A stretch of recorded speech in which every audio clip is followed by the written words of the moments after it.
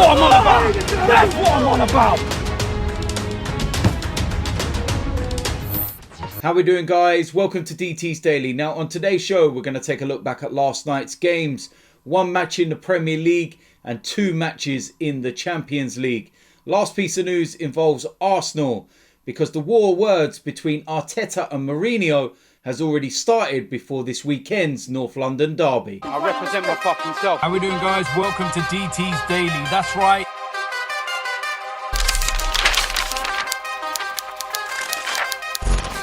So the first place, we're going to start at last night's games, and the first one was the Premier League. Manchester City against Southampton, and it was an opportunity for them to get back to winning ways after their unbeaten run was ended in the Manchester derby over the weekend. And they did that, and what an eventful game. They won this game 5-2. And it's one of those games where Southampton could have easily conceded 9 again. But they certainly played their part in the drama, that's for sure. You're looking at the goal scorers. Kevin De Bruyne scored a couple. Riyad Mahrez scored a couple, and he had a really, really good game. Gundogan also got himself on the score sheet. James Ward-Prowse scored from the penalty spot, and that was actually the equaliser. Adams as well got himself on the score sheet. He had a goal disallowed as well. But yeah, it was a very, very interesting and eventful game. But like I said, Manchester City, they got themselves back to winning ways. Let's see how long this run will continue, and whether they'll be able to go on the same kind of run as what they did, previously, 21 games in a row. But yeah, that's 14 points clear now at the top of the Premier League.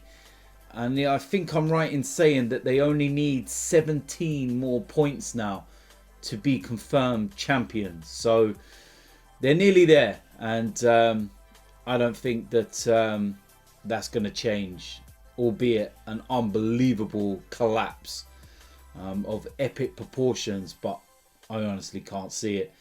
Now, of course, there was two games in the Champions League. First one was Liverpool against RB Leipzig, and there were some question marks going into this game, despite the fact that Liverpool were 2-0 to the good, 2 away goals. But it's Liverpool's recent form and 6 defeats in a row at home. But no such dramas or surprises in this game, because it was a 2-0 win for Liverpool. And Leipzig, I think they kind of, knew they weren't going to turn this one around, and it was a bit difficult. And maybe they got some eyes on the Bundesliga and everything else, because they're fighting for the title there, albeit everyone thinks that Bayern Munich are going to win it. They're in the mix, that's for sure. And it was 2 goals within the space of 5 minutes on 70 and 75 from Mo Salah and Sadio Mane. So when you look at it, 4-0 on aggregate, Liverpool will be very, very happy about that. That's a job well done, shall we say. And they go through to the next round. Next game was Paris Saint-Germain against Barcelona. And I think everyone, had already predicted this tie was over after the PSG win in Barcelona, 4-1. But I'll tell you something, Barcelona, they went for it in this game. Dembele in particular, so many chances he missed. Mbappe scores from the penalty spot. And you think that's game over. And first of all, let's talk about the penalty. That's a soft penalty. Lionel Messi scores an unbelievable goal. Just before the 40th minute mark. What a goal this was. 1-1. And their job hadn't changed. They still needed to score 4 goals. And then just before half time, Barcelona had a penalty. And Lionel Messi took it. He missed it. And VAR got involved. And at first I was looking at it thinking, what are they involved for? What's going on? And then I realised that it was Verratti that was encroaching. Now, he was in the D, just outside the penalty box.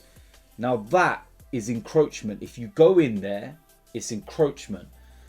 Even more so when you're directly involved in what happens after the penalty is taken. Because when Messi's missed it, it was Verratti that cleared it. So it's clear encroachment. The penalty should have been retaken. VAR is there for incidents like this. I remember Arsenal versus Spurs. The last season they played at Wembley when Aubameyang had that penalty in the last minute. And it was the year before VAR was introduced.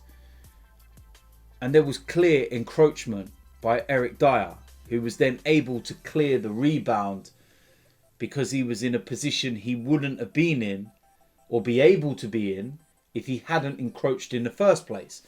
So this is the same thing. Verratti, it's the rules. The rules have been there for as long as I can remember. And for some reason, VAR's looked at it and not given it. And then lo and behold, what did I realise?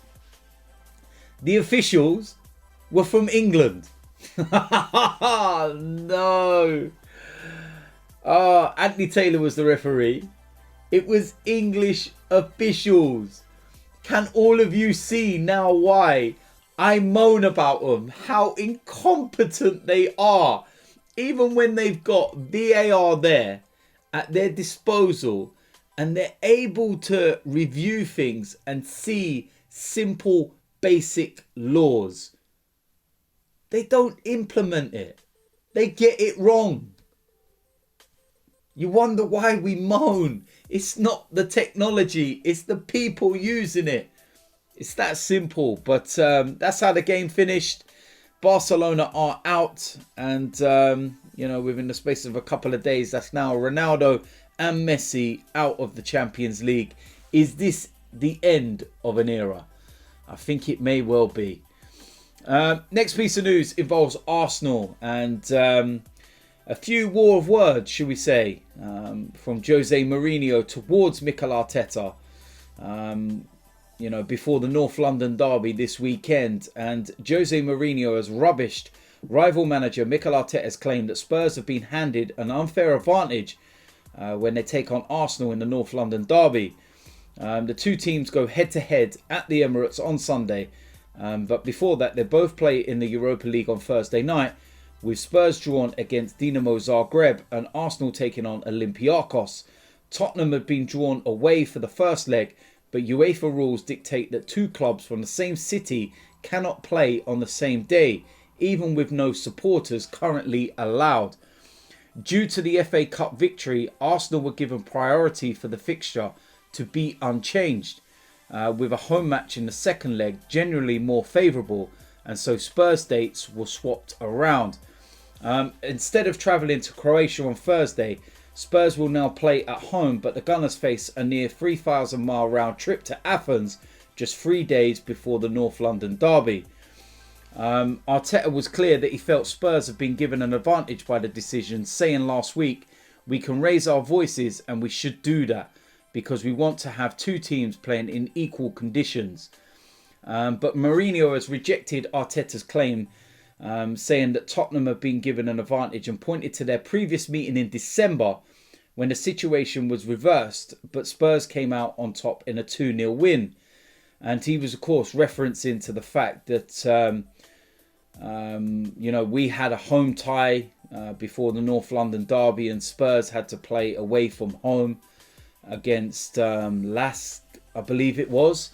But let me just look at something in detail here with this, because the stage we're in at the moment in the Europa League, everyone's going to be playing their full strength sides. Tottenham will, Arsenal will. There's going to be no scratch teams in these games. There's too much at stake now in comparison to those group games. So I had a little look at the Tottenham squad that played against Linz on that evening, and they had Joe Hart in goal first and foremost. Doherty was playing. Tanganga was playing as a centre-back. Ben Davies was captain. Gareth Bale was playing, but that was at a period where he was really struggling. There was no Harry Kane starting. He wasn't even on the bench. Dele Alli was on the bench. Bergwijn was there. Aurier. Sissoko, Dyer. And then they had Scarlett, White, Clark, Whiteman, Austin, Harry Winks. So you can't compare the two. That was very much a scratch Tottenham side. And they were able to, you know, keep players fresh for the game against Arsenal that weekend. Don't get involved in it. You know what Mourinho's like. And yeah, he's going to sit there and come up with 1,000,001 things. But yeah, hopefully that spices things up a little bit before the North London derby. Of course, we got, you know, bigger things beforehand.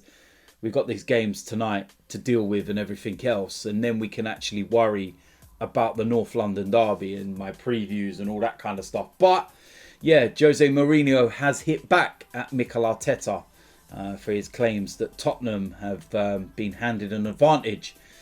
But there we go. So that is it for my DT's Daily. As usual, let me know in the comment section what you think about today's topics.